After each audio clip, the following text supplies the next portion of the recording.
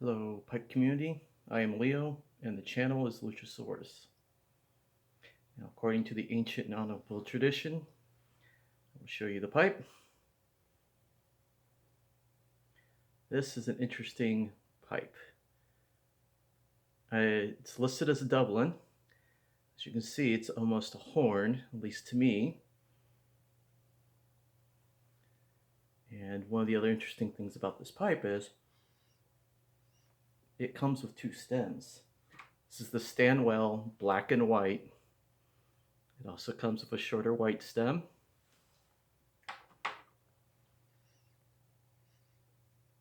When it came on sale and I saw it had a nice long stem and a short stem, I decided to go get it. And in this pipe, I am smoking Holger and Dansk black and bourbon.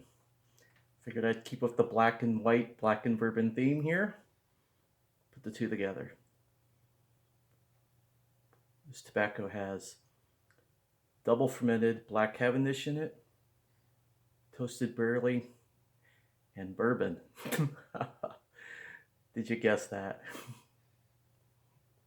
The thing I want to share tonight is woodworking projects. In particular, the wooden pipe I've been making.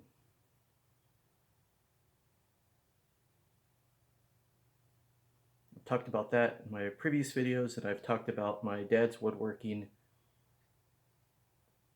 and I want to show you some of that too. My dad's been, well, my dad's passed. My dad's been interested in woodworking most of his adult life.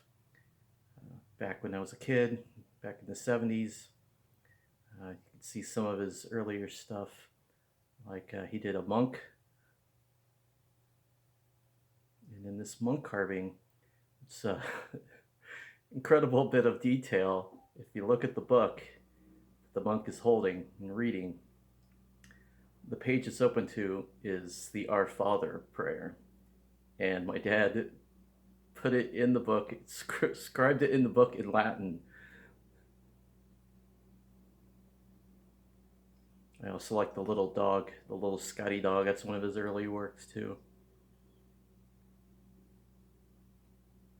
I actually did some sculptures.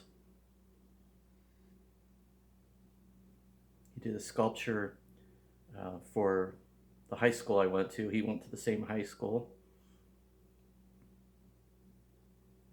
And he also did a sculpture for a local university. They had one of their buildings burned down in a fire. And my father got a hold of one of the beams from the building and he carved them a statue. And it's now sitting on campus. Later in life, he got into chip carving. And I'm not sure if you're going to see this. I'll put up some photos with it. This is a cross he made. It was unstained when I got it. So that light color, that's the color this whole thing was. And I had it with me for a number of years when I decided to finish it. As you can see, I did a 3-stain process on it.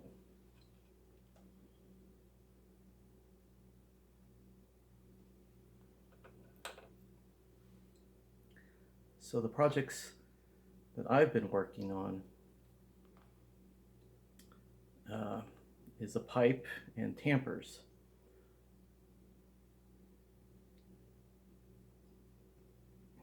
So the pipe was a kit, and it started out rather blocky. It is a work in progress, and I think it looks like a whale's tooth. Having read Moby Dick and seen the sperm whale, I'm calling this, because this is pretty much the shape it's going to be. It's going to be touched up a little bit, but this is pretty much the shape. It's a nice plateau.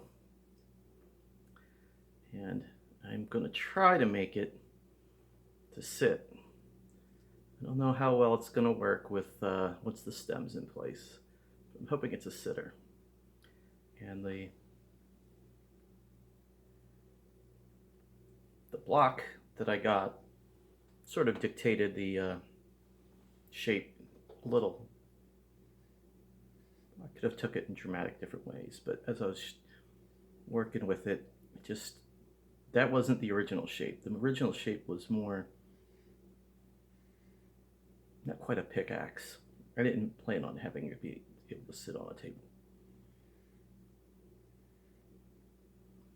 But once I got to a certain point, I started liking the shapes and the way it was coming out.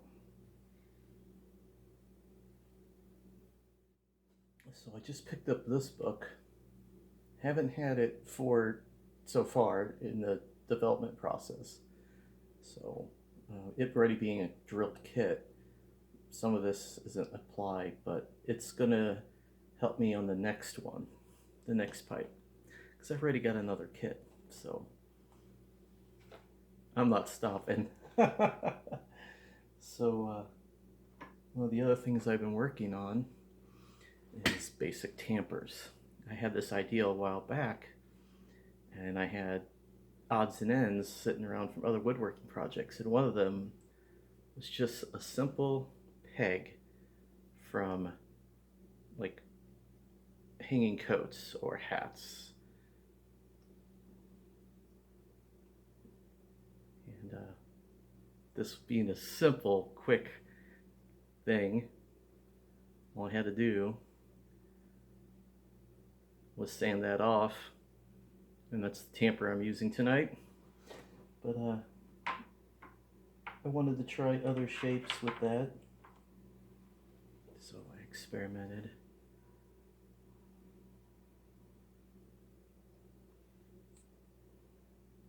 Different also dyes. I got black and leather, black and tan leather dye to make the pipe, and then as I'm making the pipe, and after acquiring a couple of bones pipes and seeing about unfinished pipes or whatever, unstained pipes, unvarnished, just a slight layer of carnauba wax, I decided not to stain this pipe. The next pipe I want to try the two-tone method, where you lay down the black dye, sand it back so that the deeper grain has the black still in it, and then you put on a lighter dye. So hopefully I'll be trying that on the next pipe. I did experiment with that. Now, mind you, these woods aren't briar, but this tamper right here, I hope you can see this. This is a drumstick. This was another project. I had bits of drumstick that I had chopped up, and all it is a drumstick. I sanded it down a bit and made sure it was flat, and then single color wasn't making it very interesting. I mean, but when I did it two-tone,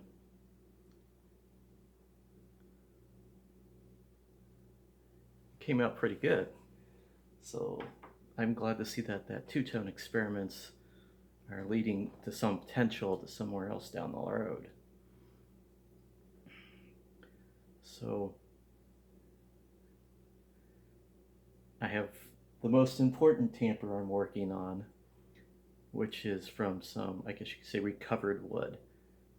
My father's woodworking interests, he collected wood from other carvers, and he had connections to some missionaries in Africa, and they were able to go into markets and get, I guess, would be considered tourist pieces. And I have some of them. It's a nice elephant. The rhinoceros. And I guess what would be considered a Cape buffalo. Now, one of the other pieces I got was sort of like I said, it's a wall hanging. It was a spear. Now, it was broken in several pieces somewhere over the years. It was broken. But I had two pieces of it, and it being ebony, I was not going to throw this away. As you can see the damage. So you don't throw away ebony.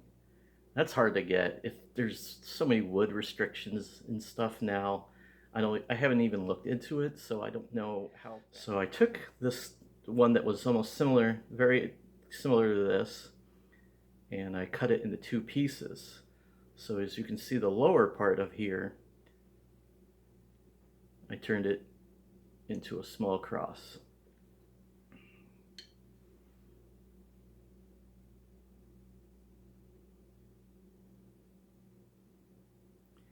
And the other one is my major tamper. I still got it on the broken shaft for now as a holding piece, but this will be cut off. You can see the beauty of that grain. Just look at that grain. So this is ebony, and I've got it roughed out, and this will be a tamper. I'm hoping to probably make this rounded on this edge, and then this will be a scoop. So now the tools I have for making this stuff, my best tool I have is a belt sander, and that has been great. I've done, up until recently when I got that, been doing a lot of hand projects or using a Dremel, a lot of hand tools. I'm finding things like emery boards, stuff that you would use for nails, are great. They got different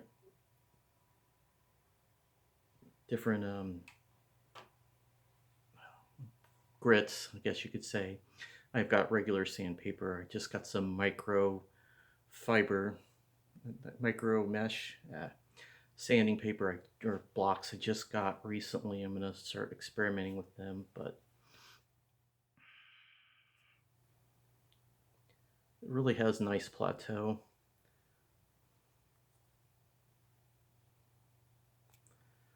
And I'm looking forward to this. This is going to be fun. Really, to be able to say you smoking from your own pipe, that's something you started from the beginning. Now that I have that pipe crafting book, someday I'll be able to get like a drill press. And the next electric tool I'm hoping to save up for, is a grinder / buffer wheel. So that way I'll be able to finish this and buff it and put on the carnauba wax.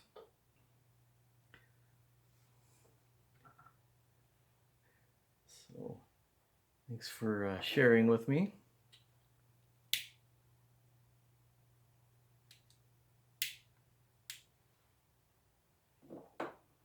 This has been fun. This started during that vacation time I had, and that's when I really started cranking on this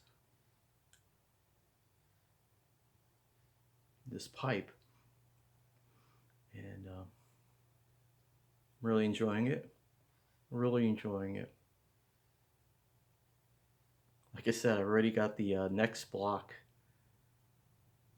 kit block. The shape really does, the initial, what they give you really does kind of mold you in a direction. Eventually I'd like to get my own briar blocks and start from scratch. We'll see. One of the nice things about this piece is, one of the things you don't know until you start carving on the briar is if it's going to have like inclusions and pits. and that's why some pipes get rusticated or sandblasted, because